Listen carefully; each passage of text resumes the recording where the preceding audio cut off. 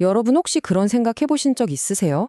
아, 평생 아무것도 안 하고 그냥 푹 쉬는 게 내 소원이다. 이런 거요. 아마 많은 분들이 고개를 끄덕이실 텐데, 근데요, 만약 그 소원이 진짜로 이루어진다면, 우린 과연 행복할까요? 오늘은 바로 이 아이러니한 지점에서 출발해서요, 우리 삶의 의미를 찾는 좀 의외의 길에 대해 한번 이야기 나눠보려고 합니다. 자, 바로 시작해 볼게요. 자, 그럼 제가 질문 하나 드려볼게요. 한번 솔직하게 상상해 보세요. 만약 평생 딱 하나의 소원만 이룰 수 있다. 그러면 여러분은 뭘 비시겠어요? 음, 아마 많은 분들이 마음속으로 비슷한 대답을 생각하셨을 것 같은데요. 바로 이거 아닐까요? 네, 맞아요. 바로 휴식, 그리고 여행입니다. 실제로 대부분의 사람들이 이걸 평생 소원으로 꼽는다고 하더라고요. 그렇죠. 평생 정말 열심히 일했으니까 그 보상으로 그냥 아무것도 안 하고 편안하게 쉬고 싶은 그 마음. 아, 정말 너무 공감되지 않나요? 그런데요, 바로 여기서 아주 흥미로운 역설이 시작됩니다. 우리가 그렇게나 꿈꾸던 거잖아요. 아무것도 안 하는 삶. 근데 만약 그게 진짜로 우리한테 주어진다면 과연 행복하기만 할까요? 어떤 목적도 없고 해야 할 일도 없는 하루하루가 계속된다면 글쎄요, 그 삶은 과연 어떤 의미를 갖게 될까요? 그래서 첫 번째 파트에서는요, 바로 이 일과 행복의 역설에 대해 좀 더 깊이 들어가 보겠습니다. 우리는 왜 그렇게 쉬고 싶어 하면서도 막상 목적이 없으면 견디질 못할까요? 이 팽팽한 긴장감 속에 아주 중요한 실마리가 숨어 있습니다.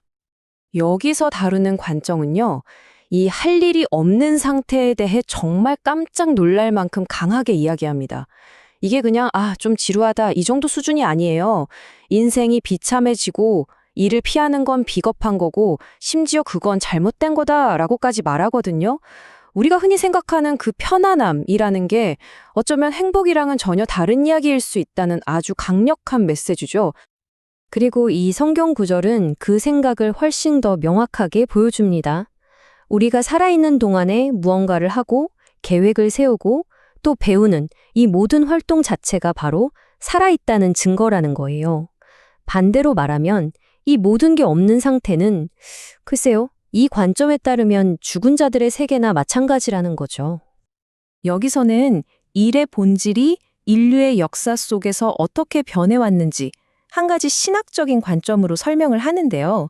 타임라인을 보시면 처음에는 일이 그 자체로 행복의 원천이었대요. 하지만 죄라는 개념이 들어온 이후에는 일이 생존을 위한 고역, 그러니까 고통이 되어버렸다는 거죠. 그리고 바로 지금, 오늘날의 우리는 그 행복과 고통이 막 뒤섞여 있는 그런 일을 하고 있다는 겁니다.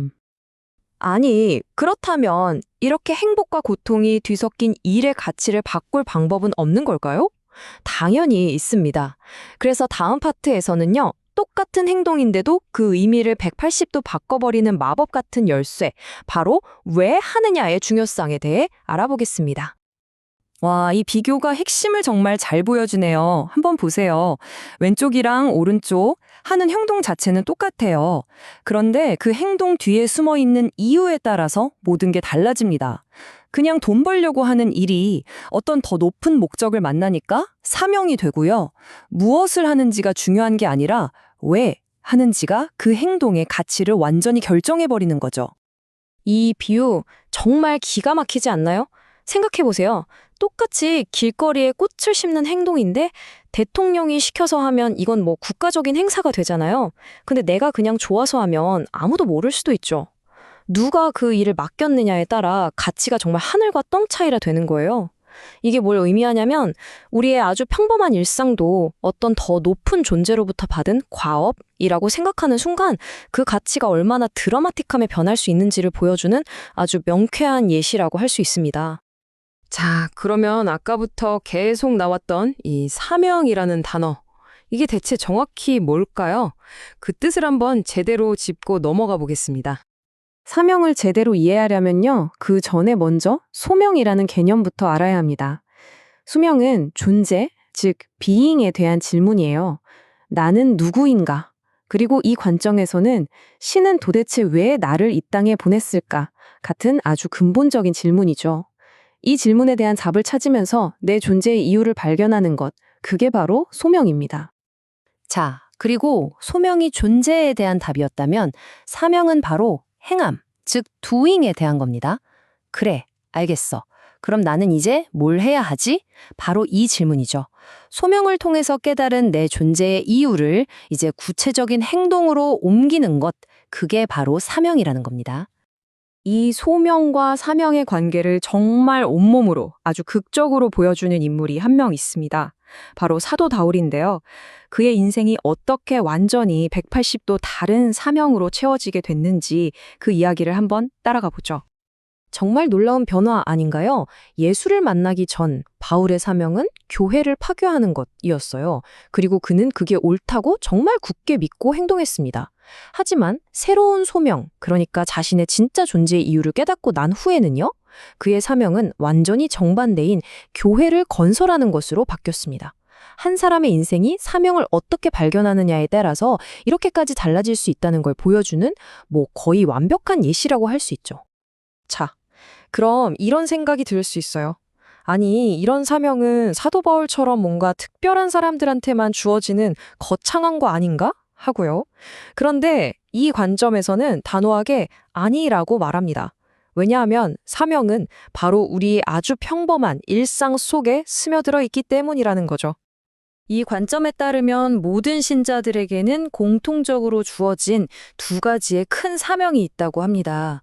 첫 번째는 사람들을 사랑하는 것, 그리고 두 번째는 그 사랑을 바탕으로 복음을 나누는 것.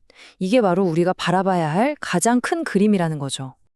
그리고 이 엄청나게 커 보이는 사명이 사실은 아주 작은 우리의 일상과 전부 연결되어 있습니다.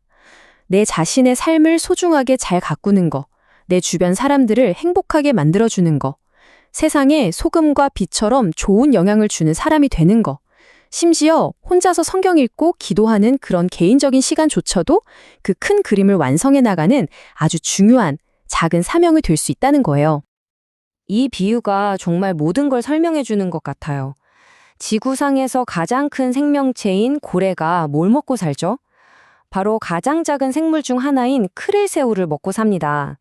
이처럼 우리의 가장 위대한 사명이라는 것도요, 결국 매일매일의 작고 어쩌면 사소해 보이는 그런 실천들을 통해서 유지되고 또 완성된다는 뜻입니다. 우리의 작은 일상이 결코 작지 않은 이유가 바로 여기에 있는 거죠. 자, 이제 마지막 파트입니다. 그렇다면 이렇게 사명으로 사는 삶은 실제로 어떤 모습일까요? 혹시 뭔가 꽃길만 걷는 그런 모습을 상상하셨다면 여기서 제시하는 이야기는 조금 다릅니다.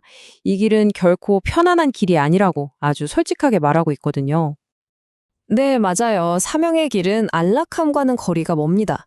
오히려 고난이 있고 눈물도 있고 때로는 지독한 외로움이 함께하는 길이죠. 하지만 여기서 중요한 건 이게 포기해야 할 이유가 아니라 오히려 그 여정의 당연한 일부로 받아들여야 할 현실이라는 겁니다. 그래서 이 관점은 우리에게 이렇게 묻습니다. 여러분은 무엇을 선택하시겠습니까? 그냥 눈앞에서 금방 녹아 없어질 그런 순간의 기쁨인가요? 아니면 그 고난 너머에 있는 영원한 기쁨인가요? 힘든 길을 잠시 피해서 얻는 일시적인 평안인가요? 아니면 그 길의 끝에서 기다리는 영원한 평안인가요? 그리고 마지막 질문입니다. 모래성처럼 한순간에 사라져버릴 영광을 택할 건가요? 아니면 영원히 남을 영광을 택할 건가요? 결국 이 질문들에 대한 여러분의 대답이 바로 여러분 삶의 의미를 결정하게 될 겁니다.